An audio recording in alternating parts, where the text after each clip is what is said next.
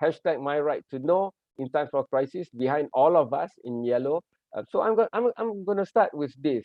Um, the freedom of a nation cannot be upheld by laws alone, but also the light of the nation and the knowledge of their youth, uh, as in USE. And couple that, Islam is the official religion of the country, and the first word in the Quran is also read, Iqra. So information, knowledge, data, I'm going to put them all together here. But I'm going to start with a very simple question first. And I want to put YB on the line first, because all of us, the others, we report on what YB does. And how has it been? Selangor has FOI, you know. So that means Selangor is better off, except for Penang, than all the other entities of state in Malaysia, including the federal territories of Kuala Lumpur and Labuan. So I'm just going to start that as a precursor, and then I'm going to ask all the rest almost a similar question of where do they think we are as a nation, society, uh, at the universal access to information. You start first, YB. All right, thank you very much. I am very glad to be part of Selangor's ruling coalition. I think while we are a little bit ahead of the other governments in this country, there's still a lot of room for improvement towards the goal of a free society with free-flowing information. There definitely is lots of room to improve, but I think Selangor has done two things, not just one, that has made the bureaucracy, it made the whole government structure more transparent and more aware and alert of the need to be on their toes. The first one is the FOI enactment in 2011. So with that, any member of the public, but more importantly, any NGO, any journalist can fill up a form, a simple form, and apply for any information that is within that department's purview. And that puts a scrutiny on the work of the department. So every department in Selangor has to be on their toes that someone could summon this information at any time. The second thing that Selangor did, which is also by far the most advanced of any state and even parliament, is the select committee system that also got started in 2008, 2009. With this, now we have about 10 select committees. Most states only have the public accounts committees, but we have select committees on local government, on GLCs, on land office, on poverty eradication, and so on. With the select committees, 7 aduns sits on each select committee, and these 7 aduns, mix of backbenchers on the government side and opposition members, scrutinize the work of the departments under the purview of the committee. So you got 2 scrutinies. You got scrutiny from the general public through FOI, you got scrutiny from the aduns through the select committees. That puts everyone on their toes that all the work that they do can come under scrutiny, might come under scrutiny in the present or maybe in years to come. Just because you do something today, it could become under, it doesn't come under scrutiny today, it could come under scrutiny next year. But that changes the mindset on how we work. That changes the mindset on how we deal with decisions every day, because it could blow up in your face soon. It cannot be hidden forever. It could come out to light. So there has been I would say decent amount of applications under the FOI. I think between 150 to 250 applications every year. It could be more. I think we still have not reached the understanding that all journalists could utilize this every day. It is not a once in a while when you're really at a dead end scenario, but it could be the norm in your day-to-day life. NGOs could use this more often. And I'm very happy to be the first person to have applied for it back in 2013. So 2011, the law got passed. It took time to gazette the list of officers who will be designated as information officers. And once the system was ready, I remember being the first person to put in the application, to test it, to fill up the form, and to see how it runs. 12 ringgit is all it costs you in Selangor. I think Penang might be a little bit more expensive, but with 12 ringgit and filling up a simple form, they will then provide that information to you. I think that one of the challenges is the awareness that this could be the first step, that in your research as an NGO, as a journalist, as an academician, as a student, or in fact just as general public? Thanks, Cam. Wow. Yes. I have a lot of follow up to that beginning, but Happy I to just take wish, all of it. yes, I just wish I was still a journalism student, because if the FOI was around when I was doing assignments, my God, um, I would like to get Norman first. I know Yati and Watlash raring to go, but Norman, how do you see that? Because 100, 150, anything below 1,000 for how many years already? FOI is Selangor, which is the most developed and one of the most populous area in the country. And most of the media are in the Klang Valley, because we are very centralized even for the media. What's your comment on that? It just goes to show the level of awareness, not just the public, it also shows the level of awareness among journalists about accessing the such facility that which is available. And it's usually when they talk about accessing this sort of information, back then without the FOI, most of the time journalists would ask the questions via the MPs or aduns. Then from there, they will get the jawapan bertulis, the replies. That's where you get the information. It's like some work around it. But with FOI, right? Although the facility has been there for like, I think in Selangor is like already about a decade. There's still very low awareness from there.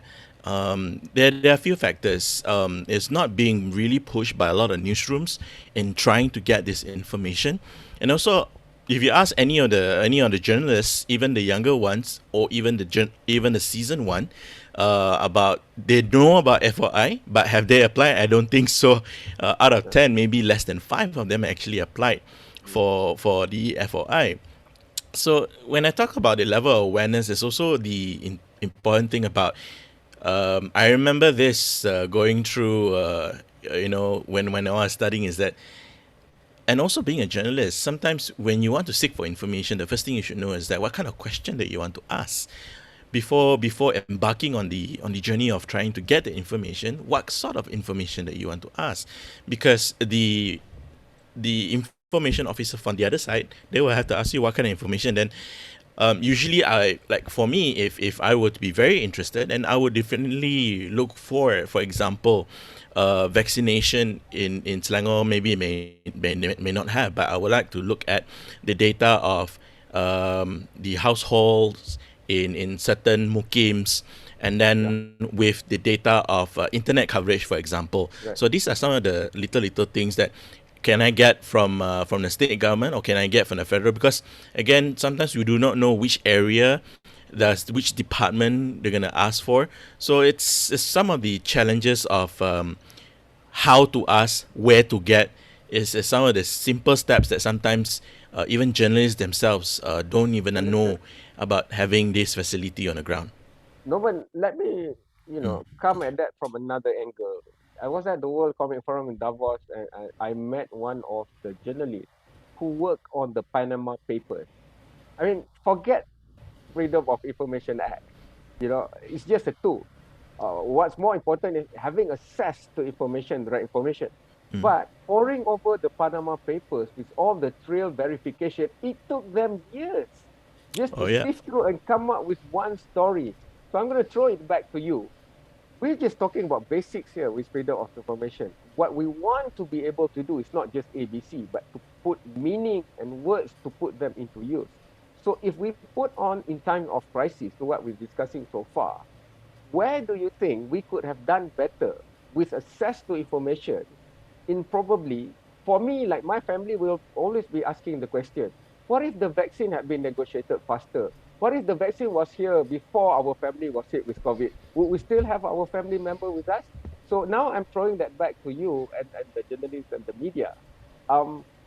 Why don't we ask all these questions? I mean, yes, having access to information is one thing. And even when the Ministry of Health released into GitHub a set of data, but there's a difference between processed data and raw data that we still need to compute. So I'm putting all this together because at the end of the day, journalists serve the public, and the public just want to know, ready to consume news and information. Yeah. I think there are actually quite a number of information available, which has been publicly available, including the Department of Statistics Malaysia. That's where the it really shows the lack of the capacity of a lot of newsrooms also in pursuing this sort of stories, in trying to compute this data. But of course, this is also growing with the better access of information, because once the people in power started to conceal, the word is conceal, or restrict the access of certain data behind saying that, with more data this will create a lot of confusion and things like that, and not necessarily. It actually provides better understanding for the Correct. public, and this will actually also encourage better transparency, because with better transparency there's also better credibility. There's a greater trust from the public and also the press towards the government. There is a clear understanding between the two. So with over the past year itself, for example, even for as simple as the uh, vaccine procurement, how many cases are related, and things like that. We have been trying so hard, trying to get just simple data as this, only to be given that, you can only be seen, things like that. So it's very, the COVID-19 pandemic itself has also shown us there's so many loopholes Correct. in for us to actually trying to Okay. access. And at the end of the day, we had to scream and shout in the public to tell the government that, hey, give us this Norman, I'm information. going to hold your horses there because we're going to go there anyway. But Yep, I'm just going to ask a one-liner from you. yep. Even right now with FOI in Selangor and Penang, and even for federal government, they have been trying to reform many things. But basically, where do we stand? If you're a journalist and you're in the media, do you see the current ecosystem as more conducive to help us to get information, or the other side, which is no, no, no. We give you when it's convenient, but for the rest, we keep it first and see whether it's safe to give you. It is still the latter. It is still very protective of that data. It's always that, being afraid of the repercussions of revealing the data. But in actual fact, there have been a lot of good examples in so many other countries that with democratization of data like this will actually help in Okay. so many ways, particularly even as myself as a researcher, and I'm doing my postgraduate at the moment. This would be so important to actually be informed, to actually build our policy brief, our policy papers, and as well, not just journalists, lawmakers will have this empirical data to make an informed choice Norman, for our let's policy agree on making. that, and let's bridge that to Puan Yati, who has been so eager to join this conversation. Yes. Because I would like to point, don't look just at the surface. She might be deputy director, she might be in the prime minister's department, but she was also a computer science graduate, and she has a scientific mind, and this is the age of information technology and knowledge economy. So I'm going to broaden the horizon a bit, and I'm going to link it to Panyati.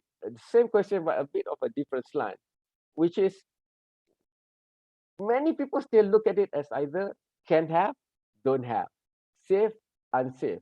But from a developmental perspective, we were in the industrial revolution, we were colonized because of spices, for example. But the new trade, the new gold, the new oil is data and information. So if there's not an idealistic thinking of a free flow of data, then what are we talking about in developing the nation? Because everything else we do is going to be passe or looking backwards, not looking forward. So I bridge that to you, Poyeti. Feel free to weave in, and maybe not going granular data, but generically telling us the good things being worked behind. Okay, I think before we go further, we have to understand what kind of society of Malaysia that we have, meaning that we have to understand the gaps that we have among the societies. We do have a very advanced group as part of the society, but also at the same time we have also the disadvantaged group of the society. So in other words, we can be talking about all these development and digitalizations of uh, accessing the information, but at the same time we cannot be forgetting the disadvantaged group as well. So what I'm saying that the government is putting effort I'm not denying that the government is actually moving from what that you were saying, being protective and trying to conceal whatever terms that have been used. But I would say there's a lot of changes for myself, being in the three different years of premiership. I can see that there's a lot of changes. Like what we are doing now, we are probably working towards to have a possible legal framework for the right to information legislation, but also as in managing the crisis right now, we also not forgetting the disadvantaged people as well. So what I'm saying now is that Okay. we are trying to balance it. I'm not Mhm. denying that giving the public access to information are crucial, especially during the pandemic time, but we also have to balance it with the principle of protecting some information, which is very, very crucial to the Mhm. country, the defense, the very sensitive information, Yeah. to actually make sure that the right person will get the right information. That would be, I guess, the Okay. basic principle of making sure public access Okay. the information at the rightfully moment. Yeah. Yes. Cool. I will follow up to that in a while on how, if we fast forward that and we jump into the 12 Malaysia plan, for example, how does what you say, like balancing that and then trying to empower, work into other policies? Because sometimes people don't see Ministry of Finance, EPU, or Mampu with right of information or right to know. But actually, I think they are at the center, because if we don't go there, then we're just talking on the surface. But before that, I'm bridging to what Lash, and I want to ask you the same question, but because Poyati has said what she said, and at that point is very valid also. What, like, can you in your introduction of where we are right now in our society on this topic, um, sometimes to me, I feel like I'm always on a zero sum game platform. It's either you open or you close. You get information or you don't. But I think the world revolves a lot in between. You know, for example, uh, it's not about any administration, but the way of the world has changed so much. Speed now is very important, because information travel at the speed of light through optical fibers and all this stuff around the world. For example, for the pandemic, if countries around the world had known about Wuhan way earlier in very clear terms, then maybe the pandemic can just be contained to one region, whether in China or in Asia. And the same thing for, I remember years ago, for the unfortunate tragedy of MH370. The sensitive data was, anybody knows that any military data is sensitive.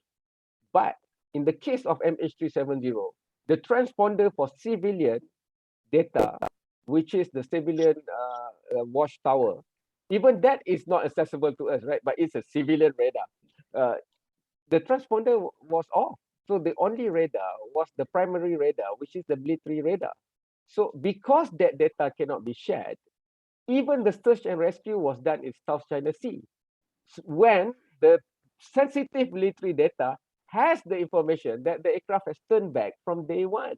So I understand security, but in this very modern world where things works fast and every second might mean the life of people, you know. So if the same for pandemic, where would, as you being leading CIJ, where do you sit in this dichotomy? Thank you, Cik Ham, for that question. I think that it's really important when we consider middle ground. What is the middle ground and where are we locating the middle ground? Ultimately, we're all humans. So the middle ground must always be in the public's interest. Yeah. And if we apply that principle that, the importance of people, the people that we are all, the communities that we are part of, the communities we serve, the communities who rely on us, if that's the principle that we work with, then we would look at the need for information in that context. Yeah, because the people, we all in a day-to-day life, we need information. It's not every day we are going to ask, information around defense or national security, or even contents of international trade. Day to day, we need information about how do we access, government economic subsidies. How can we ensure the roads in front of us are repaired? How can we ensure that although the government promises 94% coverage of 4G, why is it that every day at 4 p.m. onwards, we are struggling to get good internet connection, right? Those are very, very practical questions that we ask. So what we need to do, I think, is really move away from our culture of secrecy. I feel that as Malaysians, we live within the, I call this the Hang Tua Hang Jebat syndrome. We've been told for years, don't question, don't challenge, just follow what we say. And the moment you challenge, you question, you demand for answers, you experience the reprisal and the repercussion. So growing with that mindset, even Malaysians are afraid of asking the question. So and then on the other side, if information is not disclosed, then Cik Kam, you said information flow is no longer the same as before. We are filled with different platforms, different spaces where information is constantly flowing. And if it's not reliable information, we're stuck with disinformation, the proliferation of information by various sources, is what we will have to access. So that's why we go back to one of our most reliable source of information, especially the government, right? Because you hold information that is pertinent to the public, to our interests. And if we want to look at a progressive regime, we need to move away from this fear that we constantly live with, or we cannot share information. And I actually feel for the people in the public service, because that is the real fear that people in the public service experience. Because what happens if I accidentally reveal information which may be classified confidential, right? Or SULE.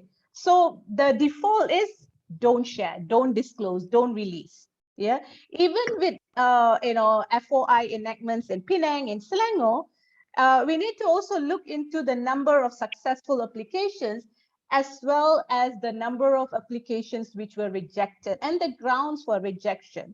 Most often than not, it's said, oh, it's private information, it's information related to third party, with no reasoning given. Yeah. So going back to Encik Kam's question earlier, public's interest public interest test must always be conducted first, and that prevails in many countries. If you look at, we just finished research in 6 countries, even countries like India, Sri Lanka, Indonesia has a public interest test. Yeah. And all the nations with progressive information regimes say information is not absolute, the disclosure is not absolute, there's always a test, right? And the restrictions are, but the restrictions must go through also another test. Yeah. Okay. Yeah. So that's But where we are. Yeah. Patrash, how do we help Puan Yati? I want to help civil servants. Yeah. Both my parents were teachers. I know how hard they work for anak orang lain berbanding anak sendiri. That's the kind of the civil service determinism that we have. But because what we have inherited, like Printing Presses Publication Act, it was done by the colonials during emergency, for emergency. So the spirit is to curtail. It's not about building or helping, to safeguard power. But because we inherited it, many other things lah. So I don't know about Koyati, but I see the Communication Act 1998 also having that spirit in many ways, where kita jaga dulu, we be safe first, and then better than be sorry. But like I said, the world has changed. Being safer sometimes make us unsafe. So how do you propose we is the best way, before I go to YB Rajiv on this, what is the best way to help the executive, the civil service? Because maybe technology is the answer. Yeah, I think that we could look at it perhaps in 3 different ways. Yeah. Working with the civil service involves a lot of convincing. Yeah. But convincing needs to also be grounded in facts and lived realities. Yeah. In our almost 2 years of conversations with Bayu, we're trying to build these case studies for Bayu to substantiate the argument. This is the reality. Why is it that people are paying thousands but still not getting the right kind of information? All right. Okay. That's one thing, by building the argument. The second thing, you're right, in the sense that I think the civil service may need a lot of capacity building and training. Yeah. Okay. And I go back again to Selangor and Penang, yeah, because these are our states with really good practices in some level, right? But at the same time, there is still inconsistency in the way the enactments are being applied. Because one example, we submitted an application in Penang last year, and Penang basically requires us to be physically present to make the payment. Now, in times of COVID, we would assume that the civil service will be empowered enough to come up with additional regulation which will facilitate online payment. I mean, this is 2021, a country which is already investing 15 billion ringgit into 5G technology should be looking into online payment. So but the reason we're not able to do that is perhaps also because those in the civil service are not empowered enough to think outside the box. They need a lot of training, socialization. And I would say the biggest thing we need to do, even before we push for a new legislation, is get rid of our existing, very colonial, very archaic, repressive legislation. Slash, The I hear OSA needs you. to go. Trust OSA me. needs to go. Yes. Trust me, I hear you after 26 years in journalism. So I'm going to bridge it back to Puan Yati before I go to YB Rajiv, who's very, very raring to go. I saw him like I see the face at Dewan Undangan Negeri.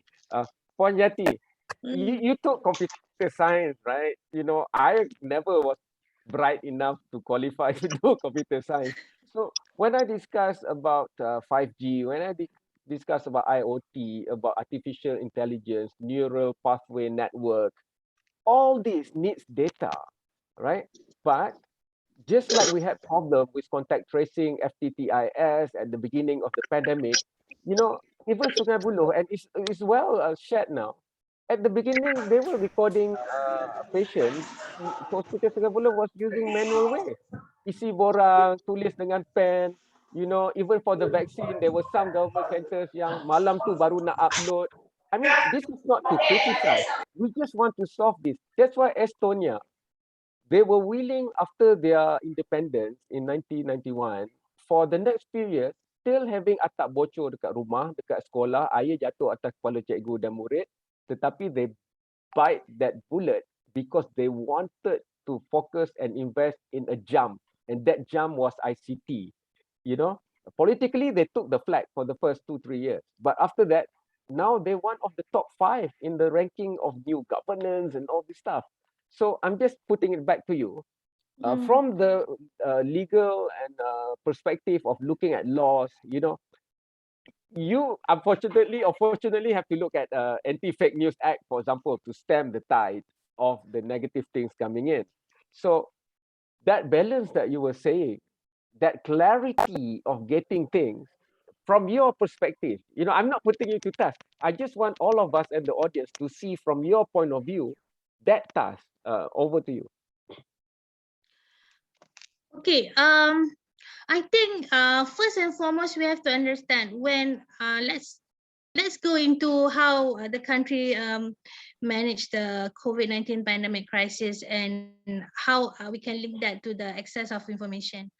I think any countries in the world are basically I think is experiencing first major pandemic ever in the world. The one that definitely we cannot deny that. So as for Malaysia per se, like what just now Cik Kam mentioned about Sungai Buloh, everybody at that point of time were actually, I would say, in shock.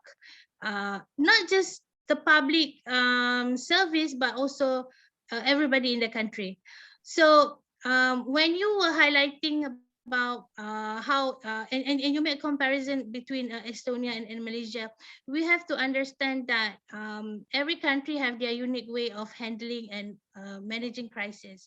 So in the situation of Malaysia, I would say the Malaysian government would definitely not just focusing about the legal framework per se, but I think we are talking about overall implementation mechanism, which is very important. We cannot be just looking into one area, but it should be an overall and holistic perspective Yeah. about that. So we are not just talking about the laws, about the Understood. facilities, but we also have Okay. to discuss further about the people, the resources, the monetary. There are so many, and the priorities of the Yeah. government at that moment. Yeah. So I think my personal view that we should be looking at every thing or everything as a holistic points.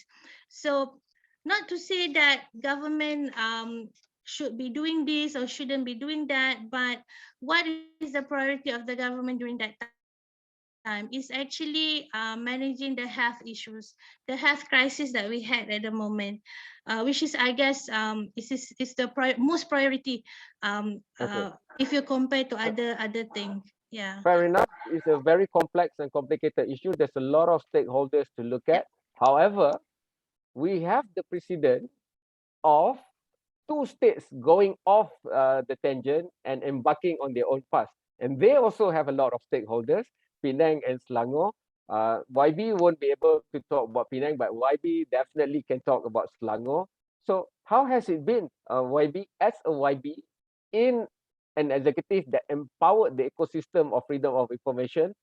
Has it made your work better? Has it improved the life of your constituent by having that literacy, awareness, and the less fear of getting information? I mean, practically, we don't want to discuss this and sound good because, oh, now we have Freedom of Information Act. We want to see what has it done for the people. So for Bukit Gasing, for you, let's see your POV on this.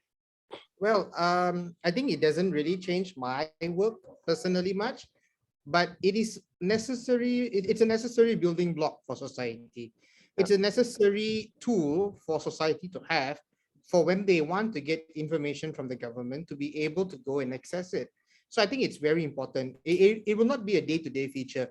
I Yeah. don't expect 5,000 people to wake up every morning and then think like, okay, today what I shall I want ask my government? Mm. I think people are more concerned with their families, their jobs, their careers, their social life, and that's the way it should be. But at any point, when it comes to your neighborhood or when it comes to your work that you need information, then you should be able to access it. So it's a necessary building block of government that should be in Yeah. place, and I'm happy that it's in place. And YB, as YB, sorry to interrupt you there, Yeah. but you said that building block, so I want to help you there. all right, That help me. building block was really crucial for Selangor and Selangor government governance of COVID, because Klang Valley and a lot of it in Selangor was the real hotspot and the many clusters and the spread and the whatever, right? So we can see where, because Selangor has its own self care and the team and even its own version of My Sejahtera, Selangkah and all this. So Yeah. taking what you said, what has been the experience there? Because the right to information and universal access is not just about rakyat or people nak dapatkan maklumat. The relationship between state government and federal government, and I'm sure Puan Yeti looks at the laws from those perspectives also to consider. It's okay. I like that. That's the young people we're talking about. We're talking about here so that the future Malaysians will have more access. YB, please share with us the experience of going there, because in that case, Selangor government was the one wanting information and more information from the bigger authority, which is the federal government. Please go ahead, YB. Okay, so first of all, I want to say that I would not consider the federal government the bigger authority. I think we are all authorities in our own right. They are different authority. So YB, just to qualify, this is not about power, comparison. Yeah. When I say bigger let's authority, go to your question. the MOH data. Yes, that's very It's disappointing. them. Okay, I'm coming I from think that that's angle. very disappointing. So, granted that COVID is new. I mean, that no one saw it coming. No one No one has had much experience in pandemics before the first lockdown started. So we're all grappling in the dark when we started. But unfortunately, state governments around the country were left to do initiatives without having this data from MOH that we want. Now, if we had details from MOH, if MOH released all the cases that they had and the contact tracing information, we don't know where the infections are happening. Are they happening in factories, like some people allege? Are they happening because of family gatherings? Are they happening at supermarkets? Are they happening at dining restaurants? So how can government effectively make policy without this data? Now, I know MOH does not have perfect data, but whatever data that they do have, they're not sharing it. They were sharing bits and pieces of it that you and I see in infographics on their Telegram and their Facebook page. Might be But good as point. state government, Yeah, we good want to point. do more. I want to go back to Puan Yati before we lose the trail. Yes. Puan Yati, what do you say? Because it's a clear example. No?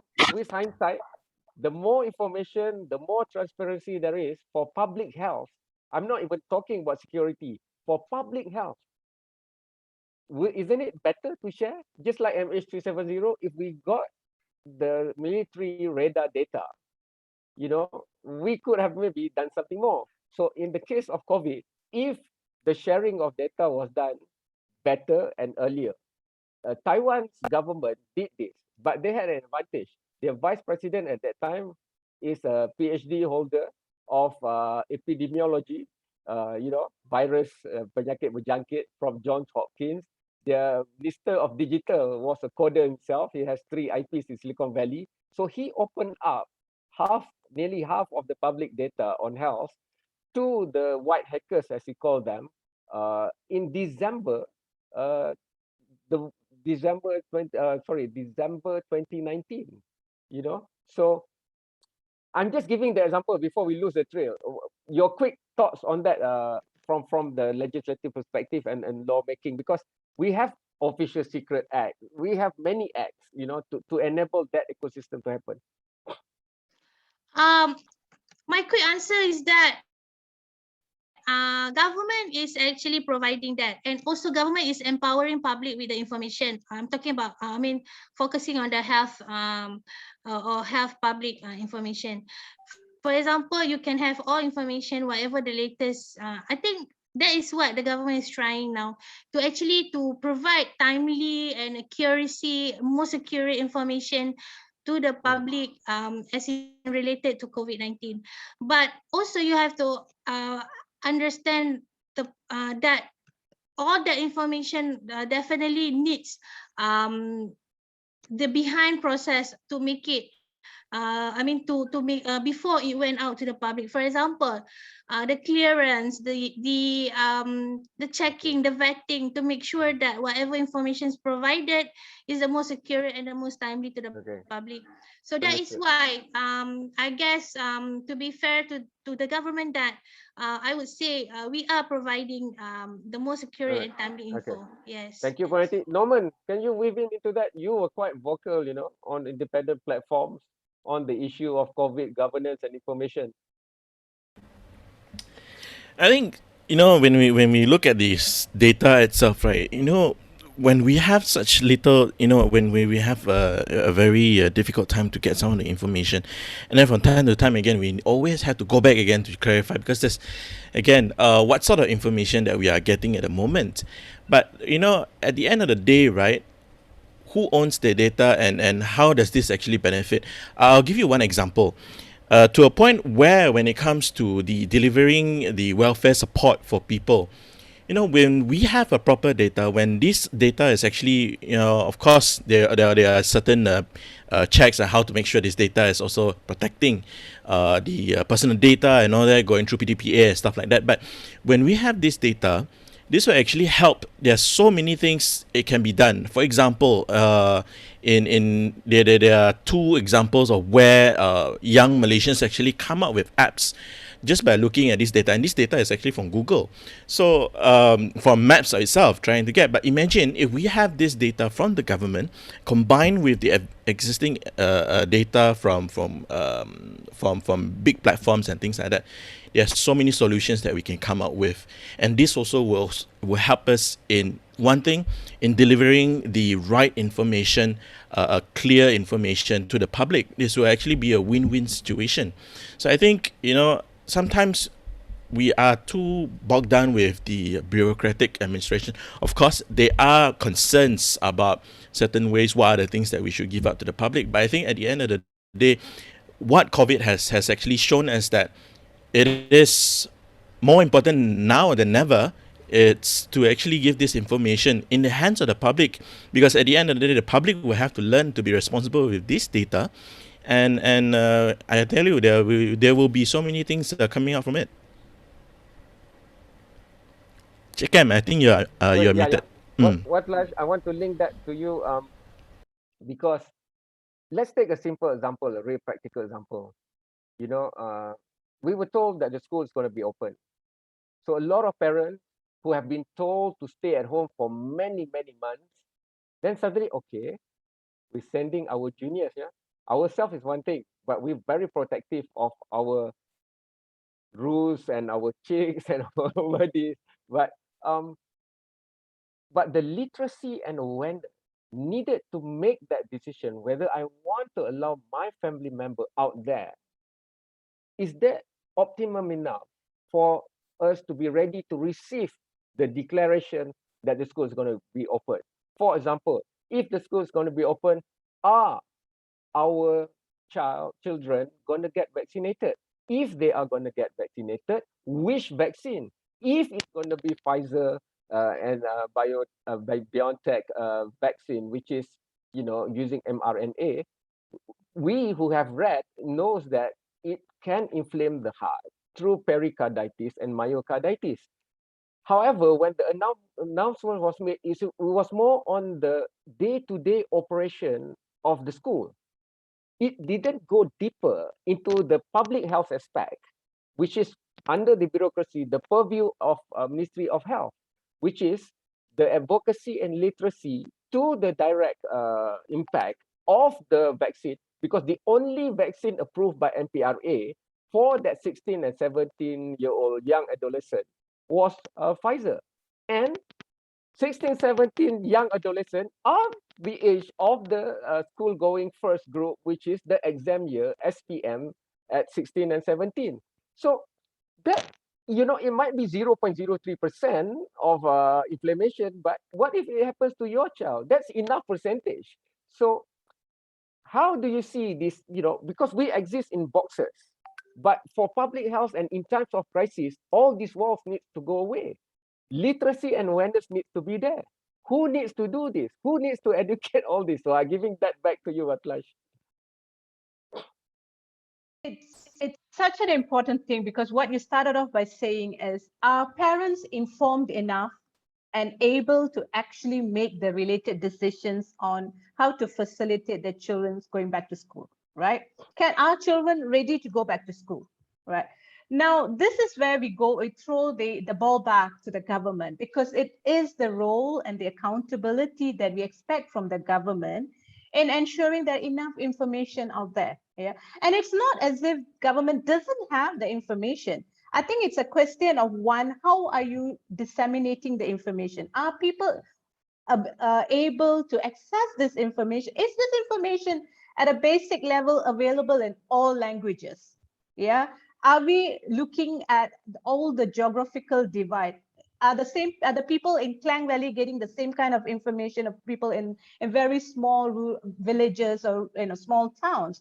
If this is not filtered through, then there would always remain this question, are we, and the fear that people live with. And the other thing you said, Chekam, I think the reality is we are still in crisis, and this is a public health crisis, and it requires a very holistic approach of how we deal with it. It cannot be piecemeal. It's like one day I give you information that, yes, we are ready to roll out vaccination for children between 12 to 17. right? The next day we come up with a policy with regards, yes, children can go back to school or schools can reopen. And then we have announcements that universities will be reopening in October, right? Public universities. But this information it's not looked at in a very in a manner that every information is already available, so that we are all informed and able to make the decision on how to protect ourselves. Yeah. Yeah. Same scenario. Why is it that parents or in adults for that matter still afraid of getting vaccinated? Yeah. Yeah. Because Okay. there is still limited access to information. People are Right. not able to see that this is a Okay. crisis, a public health crisis. It Understood. is not about how do we, deal with, how do we apply a harm reduction approach. What Flash, Yeah. to avoid us being armchair critics, you cannot get anyone better at grassroots than a YB representing a constituent. So for YB Rajiv, Yes. how has it been? Are all your constituents happy with access to information? They understood exactly from the get-go what vaccine is, what mRNA is, how does the spike protein works against the virus, will it change your DNA? Unlike what the WhatsApp group of my church, of my I think they masjid are are all saying. taking the information from WhatsApp groups at the moment. So So you how good or dangerous is that? very dangerous. But I think no matter what the government puts out on official media, when it comes to information like vaccine pros and cons or vaccine details, data, it's going to be drawn by all the rubbish on WhatsApp. And this is a sad thing. So how do we manage information Correct. in the public domain moving forward? Yeah. Because government, no, I mean, I'm sorry, but this our Ministry of Health is so stingy with information. But let's say our Ministry of Health is very generous with information. Okay. And information is still going to be drowned out because of Yeah. all the rubbish that is circulating on WhatsApp. Mhm. And the problem is the people that are reading this information are trusting it way too much. I always get questions every day asking me, is this true? Is that true? And I'm like, if you don't see the Malaysia Kini, it's not true. So just like go and just scroll through Malaysia Kini list of news. If you don't see it, it's not true. Because if I was I can't be the person to answer every single person. I don't have the capacity for that. Understood. Understood. And I don't think a government department can also go around trying to address every single thing that happens on social media, because we've got millions of Malaysians posting thousands of hundreds of thousands, if not millions of posts every day. And please post things about yourself. Please post things about your birthday party. Please post things about your life, your children, YB, your family. I get But you, when you start YB. sharing news, oh God, Yeah. yes. YB, I get you. I feel you. When I was editor-in-chief, it was not easy even to do fact-checking. Norman, I will whip you into that later if you don't have a lot of access to information. But I want to go to the practical street by street, house by house. I mean, you know the number of constituents of the people in your area, right? So, Not really, but, actually. I mean Just, the larger number, right? Okay, roughly, yes. So roughly, So if I ask you, what is their average level of literacy? Is the majority really have literacy on public health, on virology, on epidemiology, from the perspective of why we need to do lockdown, why we have to wear a mask? A lot of things that we need to do to make public health, managing the pandemic, curtails a lot of things. That's why people get anxious. That's why people get anxiety. They cannot go out and earn a living, for example. But that's necessary because we don't want anyone more to suffer, even to lose their life. So in your constituent, how do you think that has gone on? And what do you do to help spread the literacy and awareness? Well, I'm not spreading the literacy of things that we do not know for sure. If you just mentioned the lockdowns and all that, I think mask wearing, maybe most people understand why. I think you cannot just generalize one answer for it. When it comes to mask wearing, people understand why. I think most people understand why. When it comes to lockdowns, I think it's split. Some people feel strongly we should have it. Other people are not so sure. To be honest, without the data, I dare not say the lockdowns were a good idea. The lockdowns disrupted and caused so much chaos to people's livelihoods. Was it Okay. necessary? Now we do not know where the infections were happening. Yeah. And Yeah. while the lockdowns were happening, people were still visiting their grandchildren and visiting their friends and continue spreading the virus. That no, even though we had lockdown for more than 2 months, since May, Selangor entered into MCO, full MCO, somewhere in early of May, Mhm. and the cases still continue to go up, Yeah. not just for a few weeks, but for nearly 100 days Correct. that we were locked down before it was finally loosened up when we went to Fasa 2. Yeah. So this is it's hard to accept government decisions. I think the problem now is we don't accept the government decisions such as lockdowns because we don't feel it's correct. But the thing Okay. is there's no data to justify or prove it. Yeah. If government And put all the data out there, then people can counter check the government's proposals and say this is a stupid thing to shut down. Now we And- are and- allowing you and- come in all over KL, you see Yeah. all this like pasar Ramadans happening, all the gerais, like 10, 20 gerais arranged in a row, selling food like one pesta is going on. That is allowed because under MCO, you're allowed to sell food. But then shops that have only 3 or 4 customers a day, say showroom for bathroom, bath products, they do not have so many walk-in customers. They cannot operate because of social distancing. But all these pesta makanan that you see in Taman Tun, in Oakland Road, and so on, those are continuing. So doesn't make YB, sense. I want to reverse the perspective also. It's not Yeah. just about rakyat kena dapat maklumat or must have information.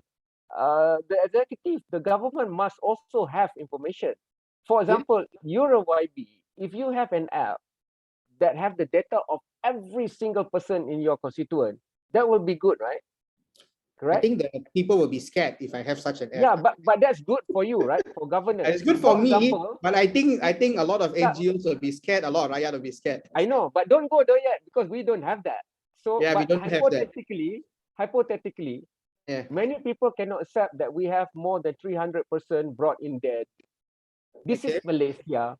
We have, kalau tak ada teknologi pun, we have concept family, keluarga, kejiranan. How can more than 300 person, tragically pass away in their home, or when the moment they come to hospital is too late already?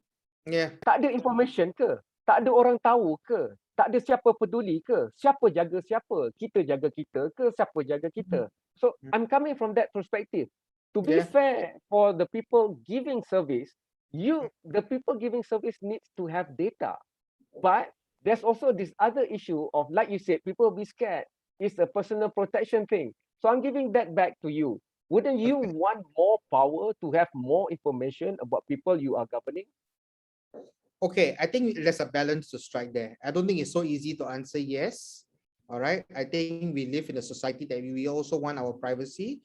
So more information about the people we are governing is definitely nice to have, but it has to come in a balance. Okay, nice to have. You say I'm going to go to Ponyati. Nasib baik dia ambil computer science, so I can leverage into this question. In the age of data, artificial intelligence, algorithm runs and govern our life. Don't tell me otherwise, because we all use social media. We all have pop-ups of ads telling us what's suitable for us, where we never even know about that because they read our habits. That's going to be more dominant. Digital licenses for digital banks are now being sought out for Malaysia. So, Ponyati, I'm coming from that perspective. If we are invisible to the algorithm, to the AI, to the neural network and pathways, we will be marginalized or even excluded from the mainstream of governance that relies on full automation of data and artificial intelligence. For example, that's why Malaysian, for example, we are one of the most active on Facebook or on other social media. But what kind of things that people know about us? South Korea, for example, can have BTS as one brand on digital content, and they even get to speak to the leaders at United Nations. But for us, we need to be there. Out of sight is out of mind from an artificial intelligence perspective. So how do you look at that? I'm on your side, Apayati, on this angle, because I think in order for us to have our life better, we really need to consider to allow the government to have more information about us, even to real-time data in pandemic crisis of our health. If MOH have a direct real-time monitoring of every Malaysian, you know, our heartbeat, our oxygen level suddenly below 92. So we don't have to wait until they come to hospital. We could alert the service right away in an ideal world. So when you look at, you know, reforming policies through legislations and new laws, from that standpoint, what do you consider and how do you consider it? I think from that perspective, the most important thing is to actually to get the buy-in from all quarters. That means I'm not just talking about the government per se. I'm talking about from the government top down. That means all level of society, in which then only I would say we can have a perfect ecosystem where actually everybody has timely information. Nobody is being left out. There are facilities and resources provided at the most top in terms of how we handle all this public health crisis. So there should be a perfect ecosystem where everybody is in. So not to just pointing or just to highlight to the government. I mean, it's not going to be a full responsibility of the government only, but I'm talking about the whole society of Malaysia, so-called Keluarga Malaysia. So this is where actually the responsibility of everybody inside the family, not just the father and the mother who do the talking, but the children also have their way of contributing back for to the system. So I think that is most appropriate that we should have so that Malaysia will have whatever the most perfect system Okay. and the most accurate information, and everybody have access to that. So getting buy-ins from all quarters are most important. Okay. Okay. Yeah. Okay. Norman, before I go to what Flash, getting buy-in for all quarters. And for the media, that's a very fragmented and divisive issue. I respect Wabi Rajiv. He thinks that if anything comes out in Malaysia kini, that's gospel and word of law and factual and verified. For me, it's No, Astro no, not Awani. gospel, not gospel, basic checking. Okay, basically can be accepted. I'm so sorry, YB, but for me, it's Astro Awani. I've declared that bias long time ago. I still do. I But accept that. For Norman, the media is the main medium. Even though we have WhatsApp, but people will still look at WhatsApp, and a lot of them will check. Like for YB, it's Malaysia Kini. For me, it's Awani, for example. For others, it might be Tusan or whatever it is. But even the governance of the media needs improvement, because right now we all agree that we have inherited the system from the British colonial masters, and they look at the media as a tool to be controlled, either by political economy, directly through laws, or whatever else. So there's a call for to ensure the right to know and the right of information. We need to empower the media. However, the media is being faced by a lot of pressure, especially from the industry side of the global industry, where the platform economies like WhatsApp, Google, Facebook has really taken their content, but the local media didn't get anything. So I'm going to put it back to you. Right to information is also about what do we do in our laws to govern big technology. If America and Australia is talking about big tech, what, Malaysia is special that we don't need to consider the application of big tech? Then when we talk about fake news, are we talking about Malaysia Kini? Are we talking about Norman and his podcast? Are we talking about big tech? I just can't believe, since the tragedy in Christchurch, that a big tech can allow more than 3 minutes of a terrorist showing live streaming of graphic videos of people being shot at. Don't tell me in the days of AI and high technology, you do not see on your servers and data of way one point growing so big on your, war room or whatever it is. So I'm going to put that question to you. We need a better governance of our local media industry. We need the laws to help that happen. And one of the laws that many people want to see in the media is a provision of law that empowers autonomy to the media industry in Malaysia through a body like Media Council. So I'm going to weave that back to Watlash later, just to prompt you. But you give the view from the front line first on that. Yep. Just to also share with a lot of listeners, who those who are following a webinar, I'm also a fact-checking journalist, ex-fact-checking journalist. So going through this information, right, sometimes we do check on. I think Checkam, you also seen me. Sometimes I get angry on Twitter and then start scolding people on Twitter why news publishers are publishing false information without proper gatekeeping. So this one actually points out to one key important thing. But before I move to that, one of the important thing when you have these platform providers like Facebook, Google, and whatnot. These are provided for free, but one thing a lot of consumers don't know that is actually what they are actually giving to these big platforms is their personal data, that where they do what they do and things like that. That's why in return this data is actually in the hands of these big platforms. So we have seen many developed countries, even in the EU and in Australia, they have taken a very strong action towards these platform providers to actually protect the concerns of publishers of the country itself. So that's why they actually enacted a law as well as a policy to protect local publishers from being a lot of well, in the past 5 years itself, digital ads money actually go to these platforms, and this is actually turning into our media industry into a very big problem for them to survive.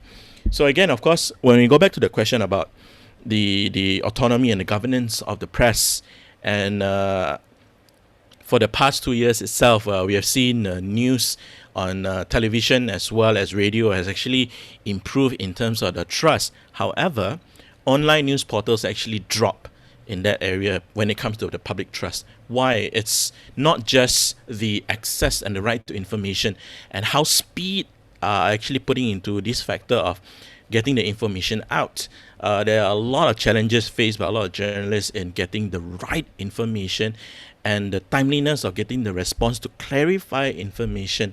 That's why when you have misreporting, it cannot be just that the government, okay, you report wrongly, then you kena saman by 100,000 because of the anti-fake news ordinance. This is not the way actually to move forward by penalizing the press in that way. And then at the end of the day, who's going to do the job?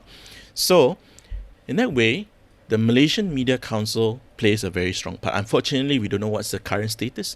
The Media Council will play a very important we part. can ask Panyati after this.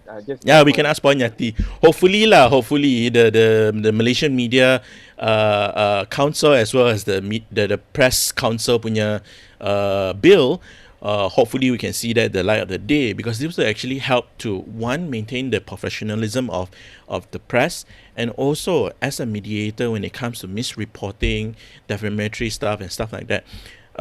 Personal experience when it comes to fact-checking, I do notice that there are some limitations of a lot of even legacy newsrooms from fact-checking, because why they have one thing, probably lack of skills in fact-checking and getting the information.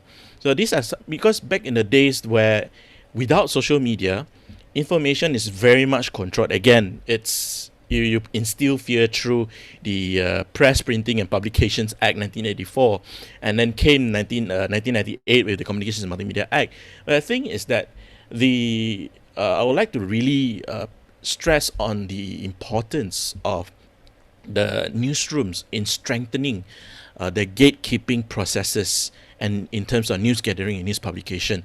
So when we get information, for example, let's say if I request the data, actually I did try to request the data 3 years ago, about 4 years ago, from Mampu and Data Government. Try as simple as data of vaccination in the country from 1980 to 2018, something like that.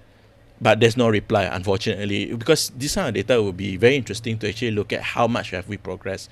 But at the end of the day, I think it's the importance where the fact-checking in the newsroom before we publish it, and also making sure that we do not become a tool for people of interest, maybe politicians, I know sometimes politicians will say, quote everything, don't misquote me, later out of context, I sue you. So this is the usual thing that we always get. But the thing is also important for journalists. Number one thing is that whatever a person of interest, a politician, they may claim, until the cows come home, our job is also to check and fact check and verify their claims before we publish. But this is what we have seen over the past 2 years when it comes to COVID-19. We've seen vaccine information. One of the things that I also noticed is that it's often being put out in the public is causation. There's a correlation is not causation. People always think that this person died after getting vaccine. But in actual fact, this person didn't die because of vaccine. But at the end of the day, it's how we produce this information in the public at the end of the day. If not, then if you do not actually keep a proper safe gatekeeping within newsrooms, what more can you demand than asking for right to information, and yet you don't actually do your own due diligence in reporting? Okay, Watlash.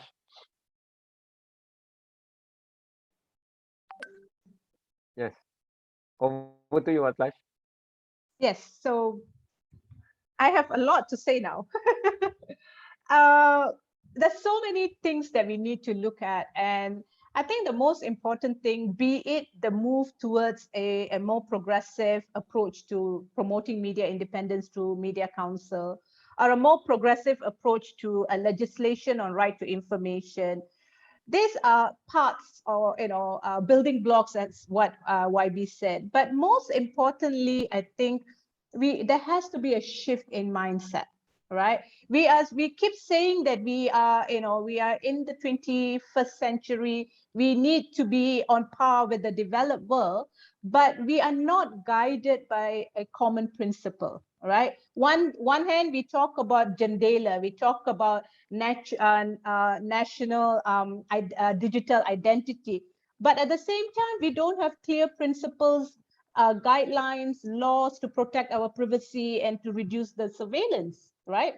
On the other hand, what we have is reiteration of how we need to protect the sanctity of data, keep it confidential.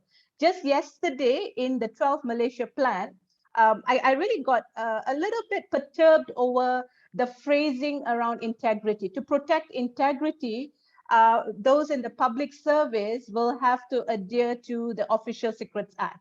So there's already this reiteration of fear, like the whip is always there, yeah?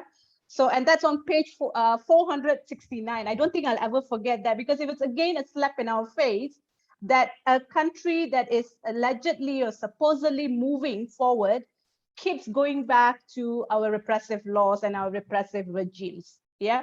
So things like OSA needs to go. We can't make statements like, to protect our national security or to protect digital spaces and all. We need to strengthen laws like, the PPPA, yeah, or look at strengthening Sedition Act. So what happened to all the commitments, in terms of repealing these laws? Now we are talking about reviewing or strengthening these laws. I mean, the 12th Malaysia plan is a classic example of how we can just apply the information lens there and have another 2,000 pages of questions because of the information which is not there, right?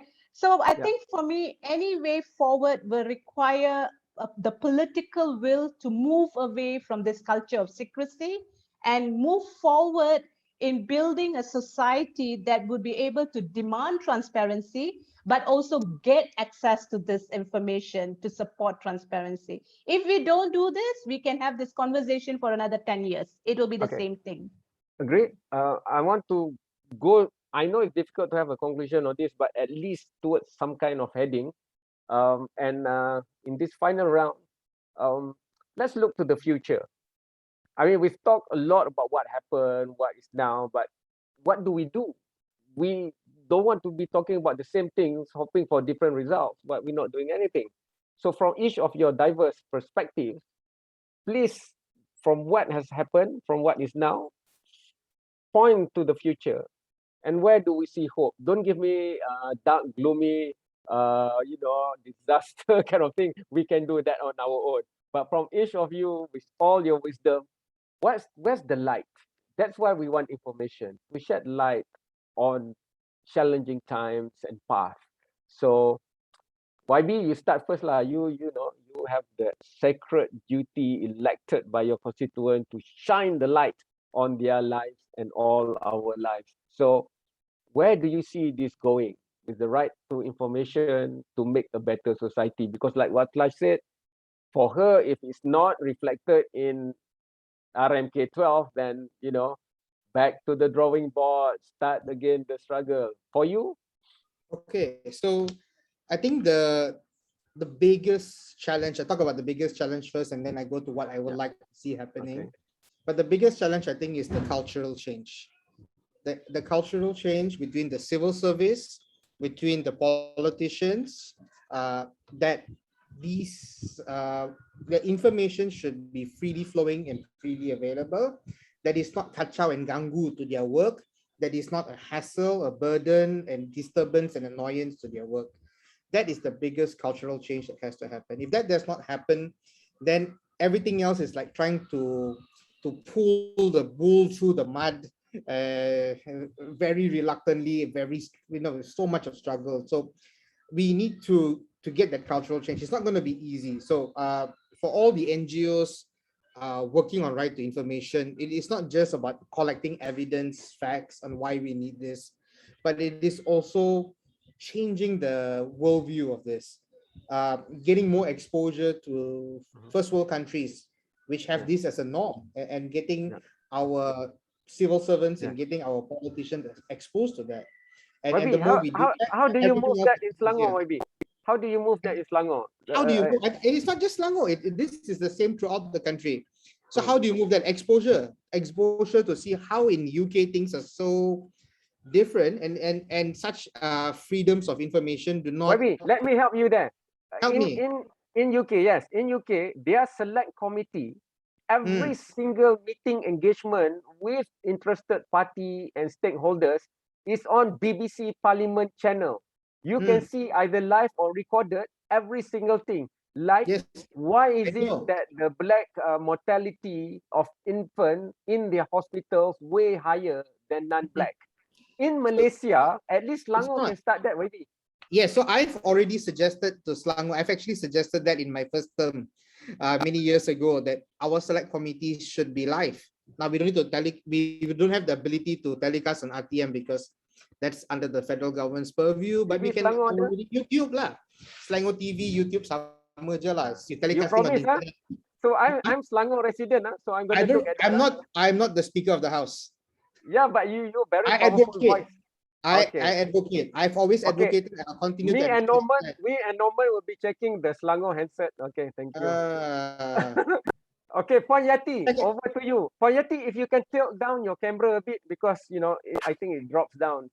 Okay, then we can see you better. RFK 12, please, somewhere in your answer. I think what government is doing is currently, I mean, for example, in related to Freedom of Information Act is very much transpired via the RMK 12. For example, improving the digital gig, the development, and try to facilitate the disadvantaged group via some other methods. We are no longer talking about digitalization, but rather more traditional way of making sure that they have access to whatever information in whatever way besides using the ICT. And I would say government is now managing changes progressively. Now that, for example, what I can share that we are now looking into, I think working together with Washala a few years back, until now is looking into the proper legal framework of deciding whether we should have the FOI or not. And then also there are also some other initiatives taking place now, amending the laws in some of the existing laws that sounded like very much suppressive kind of law. And then also, I think, of course, the most important one is to get everyone on board. Engagements are very much given priority and focus, so that at the end of the day, like what I mentioned before, all quarters are very much happy for what future that we are going to have in related to access of information in Malaysia.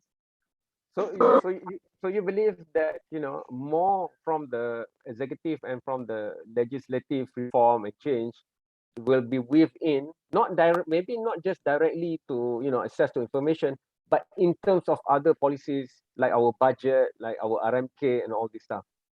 Yes, but I would say it's not 100% going to be a successful story if there were no participations from the rest of the society. So what I'm saying now is that government wanted inputs. Government wants to hear from the public. Okay. Government wants to know what do you want. So that is why, like I said, getting buy-ins from all quarters are very, very much crucial Okay. in this Cool. process. Okay. Getting buy-in is what Wasplash and Norman Go does really well. So I'll go to Norman first. Towards the future, Norman. I think towards the future, one of the very important key thing is sensitization among journalists, among newsrooms, on the importance of the right to information, and also how to report responsibly with the information that you have. At the same time, using the platform, being a journalist, because sometimes now journalists, even with Cik Cam, has been using Twitter to even air his opinion, but it's also a very important role to also educate the public about why right to information is so important. Now, let me quote a quote by Confucius. It said, "The person who asks a question is a fool for a minute. The person who does not ask is a fool for life." This is where, as our job, our main job is to ask question. But are we asking the right question? But if we don't ask question, these will actually, at the end of the day, right, the public will just look for information elsewhere, and that is where conspiracy theories comes up. That's where a lot of misinformation and disinformation comes up. So it's the right to information is one of the very important key to so many other issues that actually link all together. By addressing the right to information and also the integrity, the credibility of accessing and also handling this data, we actually have a great benefits to the public in the long run, because at the end of the day, the public is also empowered to use the data responsibly for the benefit of the society itself. Because at the end of the day, the government cannot do everything, every single thing. This requires a partnership from the society itself. When we talk about the whole of government, the whole of society is also a very important key point when it comes to the right to information and the responsibility to information. Patlash, please, you know, it's a nice sort of not closing, but at least a point of direction for the future. Yeah, I want to say that I'm actually very hopeful. And especially in the context of moving towards a better information regime, better transparency. And I start off by saying the fact that we are able to have this panel is really critical, because we have Puan Yati representing the civil service, being open enough to engage with us on this topic. So it's not that the doors are always shut, yeah? So that's a progressive way forward for us. Having YB Rajiv here is also very critical, because I think we need to acknowledge that there is still a lot of work to be done with the Selangor FOI, right? And if it's a commitment towards a more progressive system, then we're really looking forward on how we can have this continued discussion. Yeah, Cik Cam and Norman, in trying to make sure that the fourth estate does, it's very much part of this whole process towards reliable, timely information that is channeled and flowed towards the society and the public is critical, right? So I want to take away one positive paragraph I saw in the 12 Malaysia plan, which is the paragraph on how important it is to engage with civil society.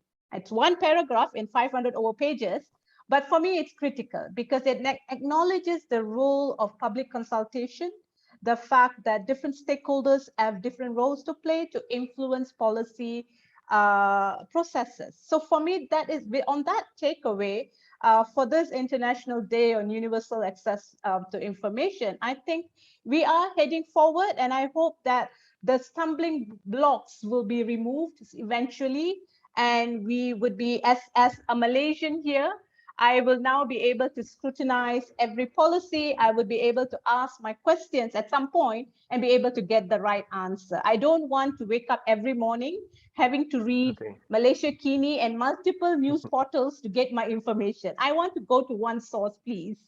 That takes up a lot of time for me in the mornings. Yeah, thank you. Puan Yati will tell you the government will be coming up with a super app, but that's for another day. So that's another discussion again. Yes. Super app is problematic. Correct.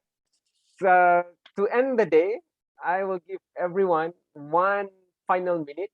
You know, you were answering my question before, but this time I leave it open.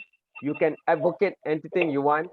In the pre-discussion of this forum, I promised YB he can even campaign for GE15 if he want to, but in context to, you know, the access to information. So I will start with YB. You have the honor. I think a lot of it has been said already. I think it's time that we start putting information out there, not just not just focusing on having information accessible when questions are asked, but start publishing it. And I think that's one thing that Selangor should do. I've also advocated for it. How we spend our money should be published. The approvals that we give for various things that are under our jurisdiction should be published. But I think also improve education in how the 3 layers of government work in Malaysia is also important to minimize frustration. A lot of times we chase the wrong government for the thing that we are looking for. They chase the state government for something under federal control. They chase the federal government for something under local control. And that leads to our frustration in the search for information or this quest for information. I think it's not, I think that all this consciousness needs to build up in society. The cultural change needs to happen.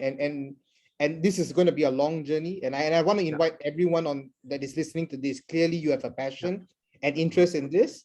Let's start cultivating a cultural change in society, not just looking at legislative changes or hammering the government to make certain changes, because that's a very slow process. A cultural change will just lift it all up easier. Thank you, everyone. Thank you for having me on this panel. YB, thank you. And I don't want to just talk about it. I'm offering, because I'm now, I'm not like Norman. He's so engaged. I'm free roaming around. So if you have a discourse that will help your constituent understand better and you need, help, I appreciate volunteer. I volunteer to do it for you on any platform. I want to move to Puan Yati. 1 minute for you. This is not a punching bag. You're not the bad guy in this discussion. To me, any government wants to make their people and their lives better. So over to you. I think I would say that this is a new government where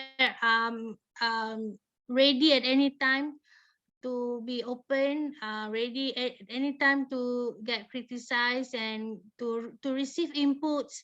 And we are moving, trying our best to actually facilitate and providing the best ecosystem that we can for the betterness of the public. So, but also we have to, we cannot forget that not just the government responsibility, but it is everyone's responsibility. As I mentioned, we are one family, so we also need to educate our public as well, to actually know what we ask and know when to ask, and also know how to use it. So this is I think my conclusion of the day. But Puan Yati, just a bit from me. You this is facts, right? This is verified facts that behind the scenes, there are many efforts to make these things better. You are involved, right? Yes, we are. I mean, I cannot deny. Very much effort has been put in by all various of the public levels, from the federal to the states, even to the small districts. So it is one big whole ecosystem, I would Yeah. say, to actually to reach where we are now. So keluarga Malaysia nak jadi lebih penyayang, kena lebih terbuka dan bercakap di Yes. antara satu sama lain. Terima kasih Puan Yati. Okay. But last, we always have to have the last say. Norman, I thought I actually mentioned the last part already. no. You have 1 minute to advocate your new job, your podcast, or whatever it is. I think at the end of the day, it's I do totally agree, because at the end of the day, it's not just whether this is the responsibility of the government or the responsibility of the press. I think it's up to us as consumers, as voters, as constituents to actually demand what is very important to our life, which is the right to information. And with that, right, which is it is more now than never lah, to educate ourselves about how important this is, and not just to educate, but also to participate in the process of the policy making itself. Because gone are the days where we do not participate and leave it to lawmakers like YB Rajiv to settle for us lah. But no longer that. We have to be part of the process, because YB Rajiv will not be the only person to tell you that information is wrong, this information is right. I think by the time he will lose weight even faster than me. So with this sort of collective responsibility is what we really need to move forward in the right to information. Because at the end of the day, we also need to understand it goes both ways. The information comes, and how we process it, we also need to understand the challenges faced by the government departments in providing this information. So with that sort of understanding between both sides, and this is like a multilateral kind of relationship.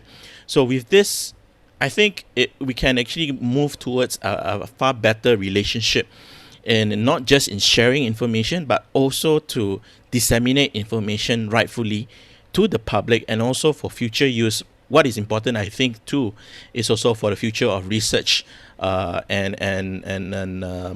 also prediction, because this is where we don't really talk about using this data to make using predictive tools to make to make a better informed policy making. Thanks. What's left? Your mic, please. Okay, got it. Yeah. So I just want to say that if we are moving forward as a Keluarga Malaysia, we need to understand that there is diversity in families, different personalities, and it is crucial that nobody becomes, the anak tirikan, right? Some people get access, some don't get access. You don't recognize the differences, the divide and all. So as we move forward as CIJ, for example, I'll leave it to my colleague Shuk to talk about our call for action. But as CIJ, our advocacy call is for reform of the legal framework. And for that to happen, we really need to review the OSA. I would say repeal, but if Puan Yati and her team say coexist, then we need to consider the best way to align itself. And we need a new law, right? At the federal level, that it's grounded in principle of maximum disclosure and not secrecy. Yeah. On that note, I do want to say that we have a lot of work to do, but I think we can all do it together. Yeah. And no more anak tiri, please. Thank you. Dalam keluarga, lidah mesti tergigit. Tapi tak apa. Thank you so much to everyone, from YB to Puan Yati to Norman to Watlash. This is not the end. This will be a forever effort and advocacy. So thank you so much for tuning in. For me, after 26 years in journalism, sometimes when I go to the very pinnacle of discourse in the world, like at the World Economic Forum, Davos, whatever it is, warts and all in our system, it doesn't stop me from telling and sharing the best of what we have. And even when I'm sharing the worst of what we have, it's for the benefit of not just us, but for humanity. And that's very clear because we only have one planet and we only have one future. And that future and planet is for us to be together. Because otherwise, we wouldn't have the wherewithal to take up the challenges. And the challenges are becoming more complex. The science has shown that we do not rest because COVID-19 might not just be the end of any pandemic. Yes, COVID-19 will be endemic. And Norman talk about losing weight. YBKJ, the health minister, has already advocated that, when we go into endemic, we have to be better. We have to have no comorbidities. I don't know how we're going to do that from a cultural perspective that YB Rajiv said, but let's see. But at the end of the day, it's about you guys. Each and every single one of you at home.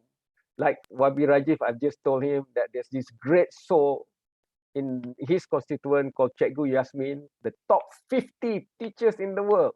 So if ever I volunteer to network and in an open platform like this to discover people like Cikgu Yasmin, we can put Cikgu Yasmin and YB Rajiv together and let's listen. Because she put a CSI lab together in just the LaSalle school. And I want to end with this. It's about light that I started about. We shouldn't be afraid of the dark. We should welcome the light too. And it's a bit long, but bear with me because sometimes we think that everything is new, but it's not. And if you go by what John Adams said in 1765, liberty cannot be preserved without a general knowledge among the people who have a right from the frame of their nature to knowledge as their great creator, who does nothing in vain, has given them understandings and a desire to know. But beside this, they have a right, an indisputable, unalienable, indefeasible, divine right to that most dreaded and envied kind of knowledge. I mean, of the characters and conduct of their rulers. And that was John Adams in 1765, the second president of the United States of America. We could do much, much better because he didn't have the technology and the information and knowledge technology that we have now. So with that, happy International Day of the Universal Access to Human Rights, hashtag my right to know. And UNESCO has said that this cannot be alienated from human rights and sustainability of the planet. So with that, thanks again to ICJ and all the partners that make this happen. ICJ have hardworking people behind the scene. They haven't slept since last night, I guarantee you. But this is not the end. Keep a lookout for YB Rajiv, for Norman Go, for Puan Yati, for Watlash, because the day that we close the light to information, we close the gloom over ourselves. We don't want that. Thank you, and I see you again very, very soon, hopefully on the same path of shining the light. Thank you. Thanks, everybody. Thanks Thank for you, having me. Encik Kam. Thanks for your time. Thank you. Thank- Thank you. Thank you. Thank you, Encik Kam. I would like to also thank the panelists, YB Rajiv, Ponyati, Norman, and Watshala, and everyone who actually is still with us to the end. It has really been a vibrant discussion.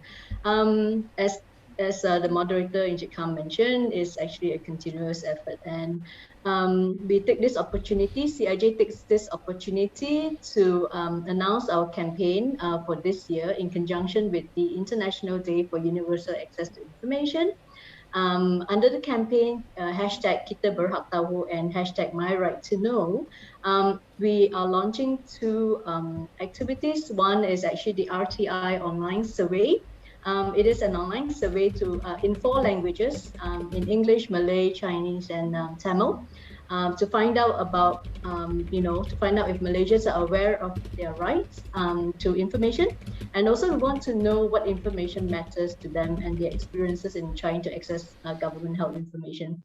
This survey will be available for 2 weeks from today onwards, 28th of September to the 12th of October.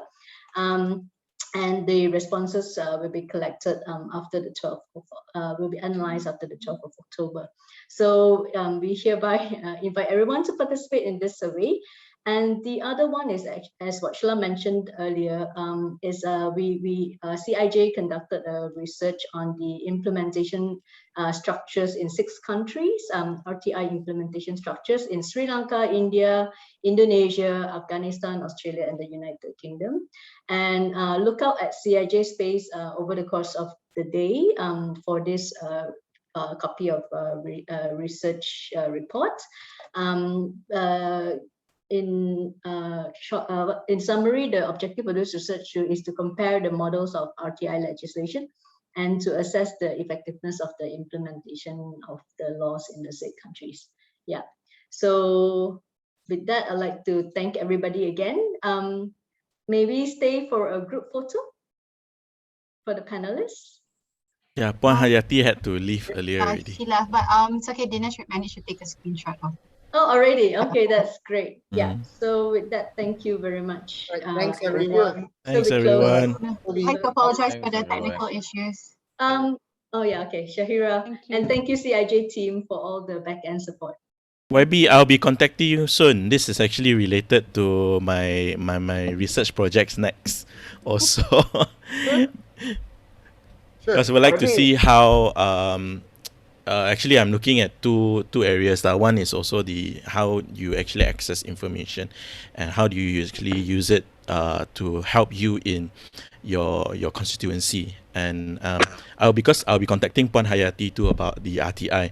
This is actually part of my master's program research study. So we'll contact you soon, YB. And then and next time you show us lah, bring us CIJ as well as Cik Cam and all of us. What's the best place for minum cafe Bukit Gasing area? Banyak tu. Daun pisang. Yes. Yeah, banyak. Yeah, the banana leaf champion. Oh yes. Go Thank you, up everyone. Bukit Gasing, Okay. come down and makan. Thank you. Yes. Thank you very Thank you. Thank you. Bye. Thank you very much, Bye. everyone. Bye. Bye. Everyone. Thanks, everyone. Bye-bye. Cik Kam, got quick question. Alah, gone.